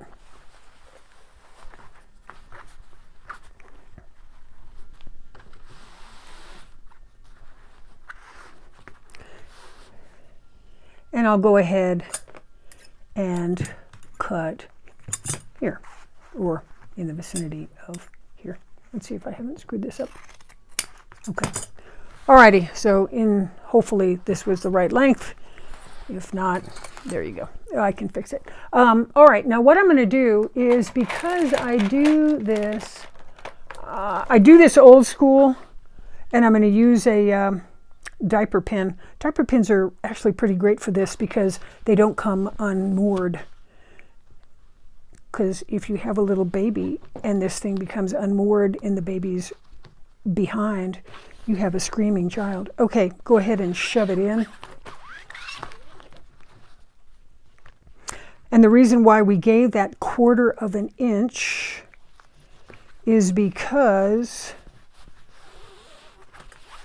that 1/4 of an inch gives me room to shove this thing in. And you can shove it in for a while, then you can't shove it in anymore, and then you're going to have, that's why you had the diaper pin. And you're going to use it, and okay, that's about as far as she'll go. Here it is here. I feel my diaper pin. This is old school, but it works. Works great. Okay, I have it all the way in, and I'm going to go ahead. What I want to do is I want to put this join here. I want to put this at the top. That's what I want to do. So I've got a little piece of water here, and you can use spit, but when you're doing about 6 or 7 of these at one time, you're kind of running out of juice there. Okay. And I'm going to get this where it just is at the top. Okay, and then go ahead and iron it so that this crease is right at the top, and then I'll show you what to do. All right, I finished ironing it, and I've got my crease, my join at the top here, so that's fine. I have a little extra here, and I have a little under here. So what I can do is I can kind of pull this. This is a curved hemostat. This actually works really well. Nice thing to get as a gift. Put that about there, and I can put a pin here, and then I can even out so that I get this centered a bit better in what I'm trying to do. Alrighty, what you're going to need to do these is, and I'm just trying to keep this kind of centered, you're going to need a tri-glide slide, and this has a maneuverable center strut, and that's fine for me. This is very strong. This will work great for what I'm doing here. This is an 1.5 inch piece, and then you'll need 2 1.5 inch swivel hooks. These are lobster claw, lobster clasp swivel hooks, so you're going to need that. So let me go ahead and show you what you're going to need. Now, on this application, you will need top and bottom thread in black. You're going to need fashion thread. So you're going to go ahead and reload your machine if you already haven't done that. I tried to get the even out of my webbing and my fabric. So I have a little bit of extra fabric here, and on this side, well, I got this, but I think it'll all work out nicely. Okay, and then I put a pin down here to try to hold this thing together. Take your tri-glide. I consider this the top. I consider this where it's, you can see that. I consider this the bottom, but I consider this the top. So go ahead and put it in like this. Okay, and I haven't sewn anything yet. You don't need to sew yet. We will, but you don't need to do it yet. Go ahead and put it in. Put it through. Okay, so that is that piece right there. Turn it over, and what's going to happen is you're going to start sewing, and I'll do that. you're going to start sewing. You're going to start sewing down here, and you're going to sew with a 3/0 stitch length is fine. You're going to sew all the way down here, black on black, black top, black bobbin, and you're going to sew down, and you're going to finish, and you're going to want to finish this off. So then this piece gets folded like this, and I'm going to show you what to do. Let me open this up just slightly. What's going to happen is, and I'll show you with a chalk liner, you're going to be sewing down 1/4 inch, and we're going to box this, and you're going to come over, and you're going to come here. So you're going to start here, you're going to come down, you're going to come over, you're going to come down here, and you're going to come and you're going to finish right here. Okay, so you're going to make a complete box right here. Then where I finished here, I'm going to make an X here. I'm going to head for this corner.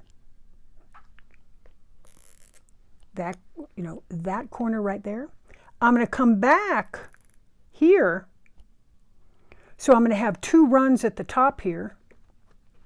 I'm going to have 2 runs at the top. Then I'm going to finish it, and I'm going to come back here. So I have a nice box. And then I'm going to go ahead and finish here. Does that make sense? And I'm going to run it all the way back down. Let me go through that one more time. You're going to sew here. You're going to sew up until you can't sew anymore. You're going to, you're going to turn.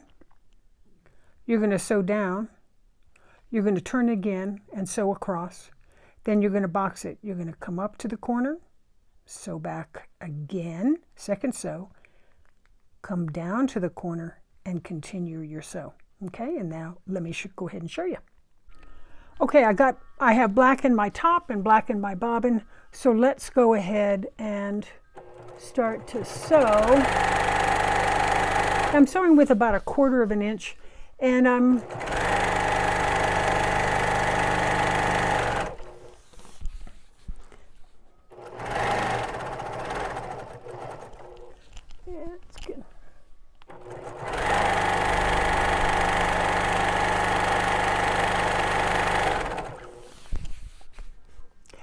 pulling.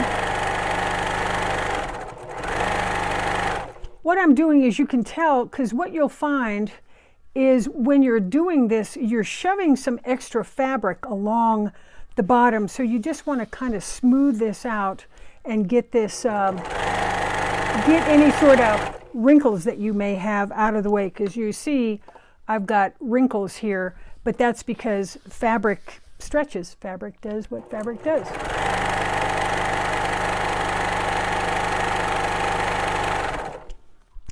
So you can see that I have all these wrinkles, but that happens. So what I'm going to do, and let me see if I can back this up and grab it. You can see that I've got some wrinkles here. I'm going to back this up, and I'm going to pull, and I'm going to pull it taut, and I'm going to pull all the stretch out. Okay, I'm going to pull all the excess out. So go ahead, and we'll finish this. And what do I have? I don't know, I've got about a 2.5. Okay, so what we're going to do now is box it. And I showed you how to box it, so we're going to come like this. Now, if you find that you've got extras, see, I've got, because fabric stretches, and even though the ribbing, the welting, the strapping does not stretch, but the fabric will stretch because it just does.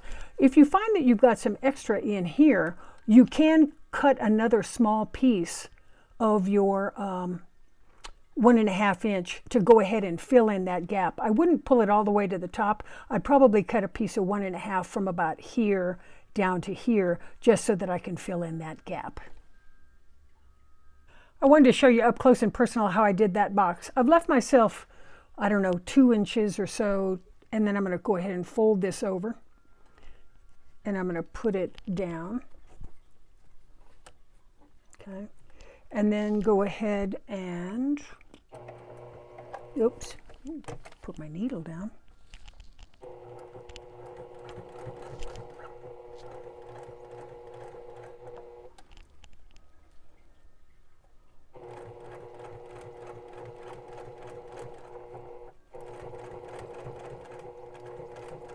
come down until I can turn and pivot. My foot is here and my strut is here, so go ahead and turn now. Move that out of the way. I do not want to hit that.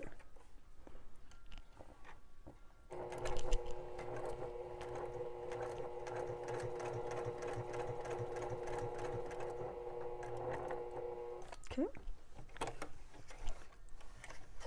Turn.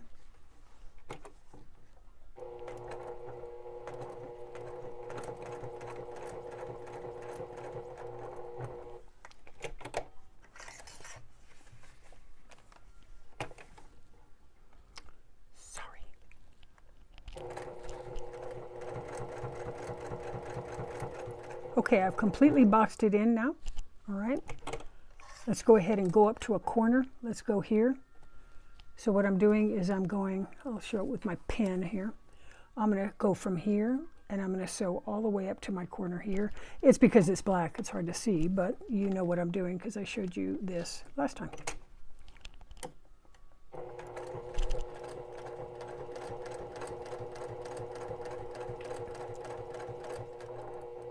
Okay, turn. Now I'm going to take one more run across the top.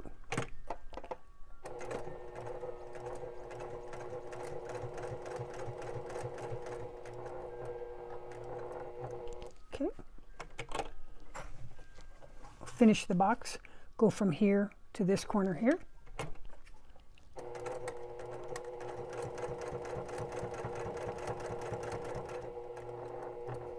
Stop. Okay, now let's go ahead and finish the sew. And what we're going to do is you're going to sew all the way back down again.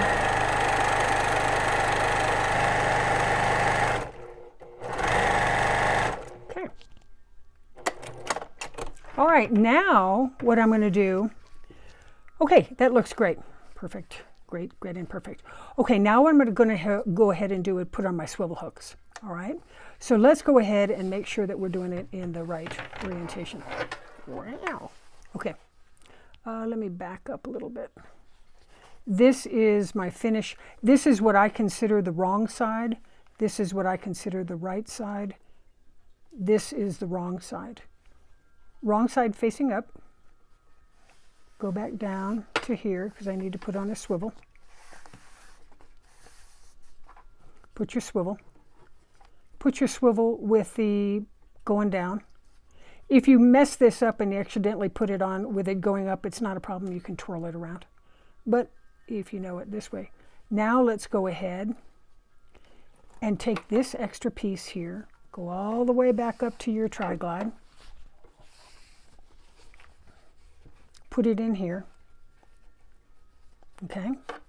Now, what I try to do is I try to pre-size this a little bit for people because right now, let me see if I can back myself up here. Right now, it's looking like that, which is fine, but I do want to kind of pre-size this because somebody may want it longer. So what I'm going to do is I'm going to pre-size this and I'll show you. Let me, okay, this is my, this is what this looks like. This is my swivel hook. I'm going to pre-size this a little bit, okay? We've put it through one end of our tri-glide. I'm going to pre-size this. So I'm going to push this down a little bit. Move my swivel. And I'm going to give myself about a foot, because I'm just kind of pre-gaming this so that people don't have to fiddle fart with it. So I've already kind of pre-gamed this one. So I've come in through here. I have one more end to go over. So take this. And I'm trying to do it where I don't bump you again. What a concept. Put it back through the other side. Okay, so now this is pretty. This is done. This is pretty. So I've got this, and this is about 12 inches or so. Now I've got this piece done here. Go ahead and fold it over. So now you're looking at it like this. that's immaterial, but that's kind of the wrong side. I kind of look at this as the right side. This I look at the wrong side. I want wrong side facing me. Okay, move it down. And then what I'm going to do is I'm going to take my other swivel hook, and let me show you what, and then we're going to go ahead and finish. Here's my other swivel. Okay, let me refresh you again. This is what I consider the wrong side. This is the right side. Put the wrong side up, come down to the end, to the raw edge here. Put your swivel on, and I put my swivel on again in the down position. Okay, now I'm going to go ahead and do this, right? And I'm going to do the same kind of boxing. I'm going to fold it in a little bit, and I'm going to go ahead and box, and I'm going to start sewing. You know, you don't need to sew the whole thing because I've already sewn it. So I'll probably come from about here and do my box, blah, blah, blah, blah, and then come up here and finish about right in here. So the only sew you've got is here, here, here, here, here, here, here, here. Kind of origami. Okay, so you don't need to sew the whole thing because you've already sewn it. All I want to do is just sew these pieces, okay? All right, my little sewing angels, I think we've got this done. We've boxed that in. That looks pretty. That's considered, I think, this is considered the right side. This is considered the wrong side, but this is the right side here. And as we go down, I've got the right side here, and this one is immaterial. This one's floating free. So now you just clip it on and you give it to a good friend, and then, you know, she or he will love you forever. That is all I have. One retentive thing that I think is, you know, worth just, this is so retentive and it's just so weird. Remember we had this extra fabric that we had that we knew that that would do a good water bottle lining. I will go ahead and fold that fabric up, make a note of it, staple it, and put it with my black fabric. Why? Because it tells me that this is size for a water bottle lining. So I don't want to look at it and say, gee, I wonder what I can do with that. I already know that this will work well for a water bottle lining. I hope you enjoyed this. I really enjoyed making it. They're very nice sellers, and I really appreciate you sticking with me. And I appreciate you giving me time to let you talk about Meyer Sewing and the Accomplish. I really like the machine. She cooks, she moves, and I like her a lot. Thank you so much, and I hope you have a great day and keep sewing. Talk to you soon. Thanks so much. Bye.